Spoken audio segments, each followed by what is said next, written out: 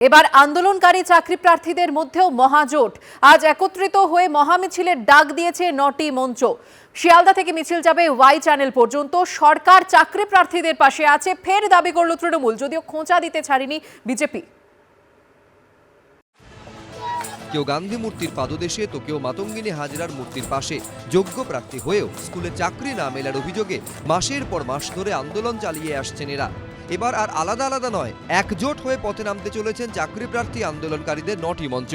মুখ্যমন্ত্রীর হস্তক্ষেপের দাবিতে সোমবার মহামিছিল করবে তারা। শহর দেখেছে ব্রিগেডের ময়দানে রাজনীতির মহাজোট, আর এবার বঞ্চিত চাকরি প্রার্থীরা দীর্ঘদিন ধরে যারা রাস্তায় বসে রয়েছেন তারাও ঠিক রাজনীতির ঢঙেই কিন্তু এবার মহাজোট করে তারা মহামিছিলের ডাক দিলেন। মাননীয় মুখ্যমন্ত্রীকে আমাদের এই বঞ্চিত চাকরি প্রার্থীদের দিকে তাকাতে হবে এবং অবিলম্বে প্রত্যেকটা মঞ্চের প্রতিনিধিদের সঙ্গে ওনাকে আলোচনায় বসতে হবে।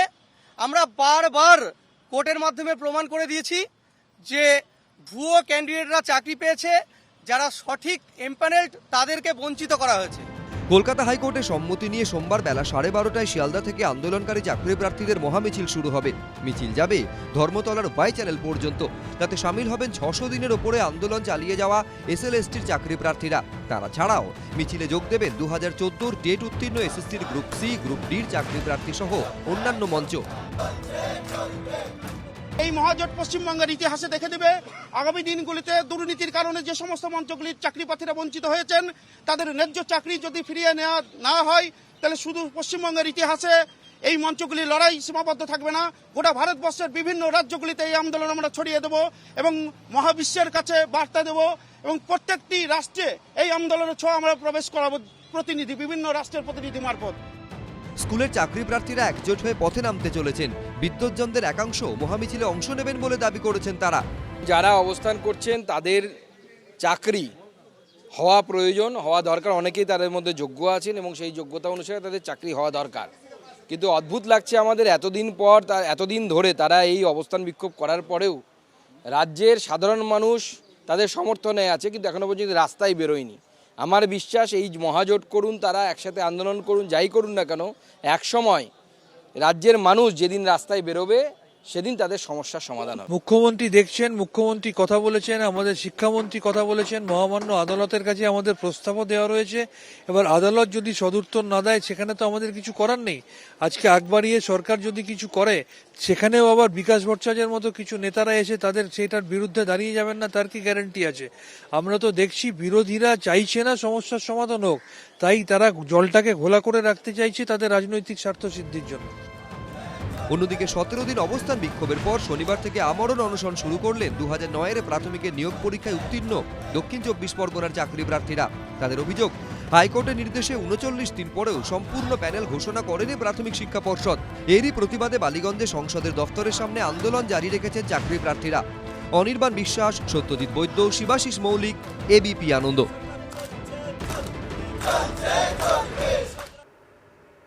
পদপিষ্ট হয়ে মৃত্যুর ঘটনায় গতকাল আসানসোলে যায় তৃণমূলের প্রতিনিধি দল। মৃত 3 জনের বাড়িতে গিয়ে পরিবারের সদস্যদের সঙ্গে কথা বলেন প্রতিনিধি দলের সদস্যরা। আর এই ইস্যুতেই ফের একবার শুভেন্দু অধিকারীকে আক্রমণ করতে ছাড়েনি তৃণমূল, আর জবাব দিয়েছে বিজেপিও।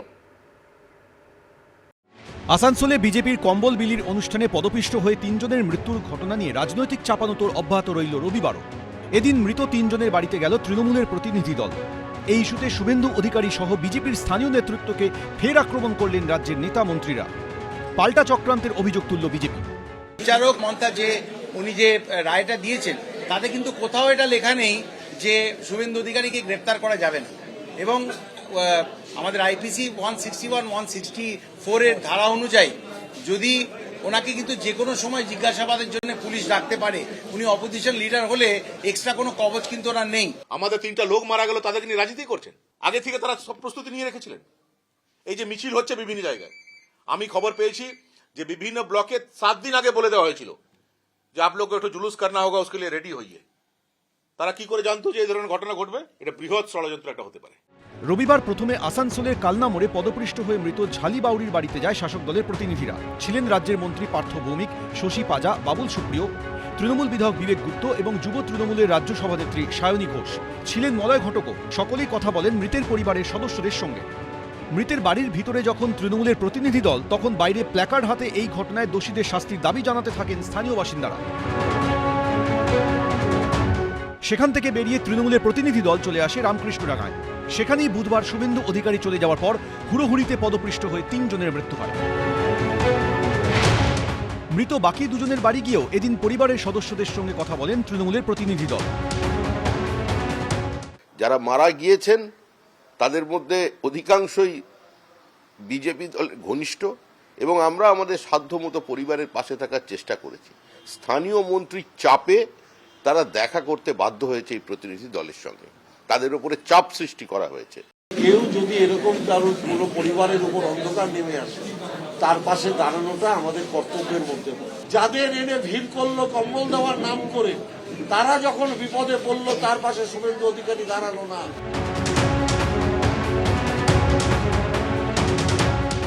7 জন অ্যারেস্ট হয়েছে, পুলিশ তার ইনকোয়ারি করছে, কিন্তু একটি রাজনৈতিক দল কখনো বলে একটা সামাজিক অনুষ্ঠান, কখনো বলে একটা এনজিও অনুষ্ঠান, ফলে সব রকম গাফিলতি, সমস্ত রকম নেগলিজেন্সের দায় তাদের নিতে হবে।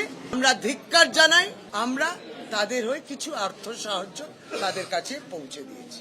পুলিশি ব্যবস্থা সেখানে ছিল না, পুলিশি ব্যবস্থা সেখানে করা দরকার ছিল, এবং পুলিশের কাজ হচ্ছে এই ধরনের পাবলিক প্রোগ্রামে ভিড় নিয়ন্ত্রণ করা। পুলিশ জানতো সেখানে শুভেন্দু অধিকারী তিনি যাবেন, তিনি পশ্চিমবঙ্গের বিরোধী দলনেতা, তার উপস্থিতি অবধি পুলিশ ছিল, তারপরে পুলিশ চলে এলো অত ভিড় দেখার পরেও, এটা মানা যায়? এই ঘটনায় মৃত ও আহতদের আগেই আর্থিক সাহায্য দিয়েছে রাজ্য সরকার। অন্যদিকে বিজেপির অভিযোগ, তাদের যেসব ভলান্টিয়ার ঘটনার পর আহতদের হাসপাতালে নিয়ে যান, বেছে বেছে তাদেরকেই গ্রেফতার করছে পুলিশ। ফলে পঞ্চায়েত ভোটের আগে আসানসোলে পদপিষ্ট হওয়া নিয়ে রাজ্য রাজনীতির তরজা চড়বে। মনোজ বন্দ্যোপাধ্যায়, কৌশিক গাঁতাইত ও শিবাশিস মৌলিক, এবিপি আনন্দ।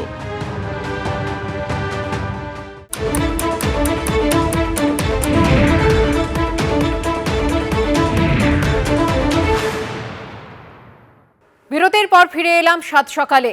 G20 সম্মেলনকে মাথায় রেখে একগুচ্ছ পরিকল্পনা করেছে কলকাতা পুরসভা। শহরের বিভিন্ন রাস্তা মেরামত করে পরিষ্কার পরিচ্ছন্ন রাখা থেকে সুন্দর আলোয় সাজানো, এমনকি পুরনো হোর্ডিং খুলে নেওয়ার সিদ্ধান্ত নেওয়া হয়েছে। বদলে লাগানো হবে ওয়েলকাম হোর্ডিং। আগামী G20 সম্মেলনে সভাপতিত্ব করবে ভারত। সম্মেলন হবে এদেশেই। ইতিমধ্যেই শুরু হয়ে গিয়েছে সেই রাজস্ব যজ্ঞের প্রস্তুতি। বিভিন্ন রাজ্যের মুখ্যমন্ত্রীদের নিয়ে একাধিক বৈঠক সেরেছেন প্রধানমন্ত্রী। যেসব রাজ্যে G20 সম্মেলনে বৈঠক হবে, তাদের নিজের সবচেয়ে ভালো দিকগুলি বিদেশি অতিথিদের সামনে তুলে ধরার পরামর্শ দিয়েছেন প্রধানমন্ত্রী। সূত্রের খবর, G20 সম্মেলনের অন্তত 4টি বৈঠক হওয়ার কথা রয়েছে বাংলায়। কলকাতা সহ একাধিক জায়গায় সেই বৈঠক হবে। এই পরিস্থিতিতে একগুচ্ছ সিদ্ধান্ত নিল কলকাতা পুরসভা। কলকাতার বিভিন্ন রাস্তা মেরামত করে তা পরিষ্কার পরিচ্ছন্ন করে তোলা হবে। সুন্দর করে আলোয় সাজিয়ে তোলা হবে শহরের রাস্তাঘাট। অনেক সময় তিলোত্তমার মুখ ঢেকে যায় বিভিন্ন হোর্ডিং, ব্যানার, বিজ্ঞাপনে। সেই হোর্ডিং, বিজ্ঞাপন খুলে নেওয়ার সিদ্ধান্ত নিয়েছে কলকাতা পুরসভা। পাশাপাশি G20 সম্মেলনের কথা মাথায় রেখে শহরে বিভিন্ন জায়গায় ওয়েলকাম হোর্ডিং লাগানোর সিদ্ধান্ত নেওয়া হয়েছে।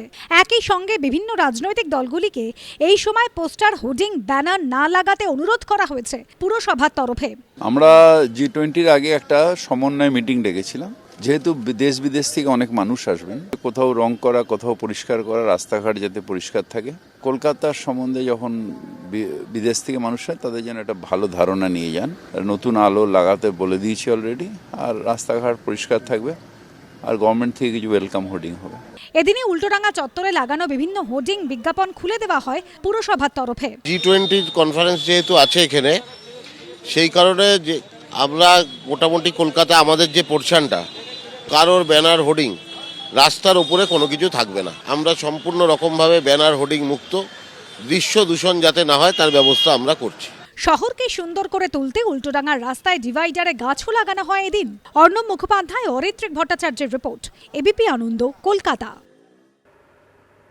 রবিবার বেহালার অভিসার আর্ট গ্যালারিতে হয়ে গেল বিশেষভাবে সক্ষম শিশুদের নিয়ে আর্ট এক্সিবিশন। প্রদর্শনীতে ছিল 16 জন বিশেষভাবে সক্ষম শিশুর আঁকা 32টি ছবি।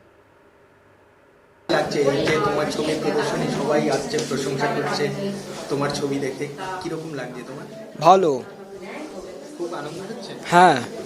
প্রদর্শনীর উদ্বোধন করে এক ক্ষুদে শিল্পী। আমি মনে করি স্পেশাল বাচ্চাদের একটু স্পেশালভাবে দেখা উচিত, এছাড়া আর কিছু নয়। ওরা ওরা কি করতে পারে সেটা যদি আমরা দেখে নিই না, আর সেইভাবে যদি ওদেরকে এগিয়ে নিয়ে যাই, মানে আমি দৃঢ়তার সহিত বলতে পারি যে কোনো সাবজেক্টে ওরা এগোতে পারে। প্রদর্শনীতে 16 জন শিশু কিশোরের আঁকা ছবিই নয়, সেখানকার চারপাশও সেজেছিল তাদেরই মুখের আদলে তৈরি মুখোশে। সুদীপ্ত আচার্য, এবিপি আনন্দ, কলকাতা।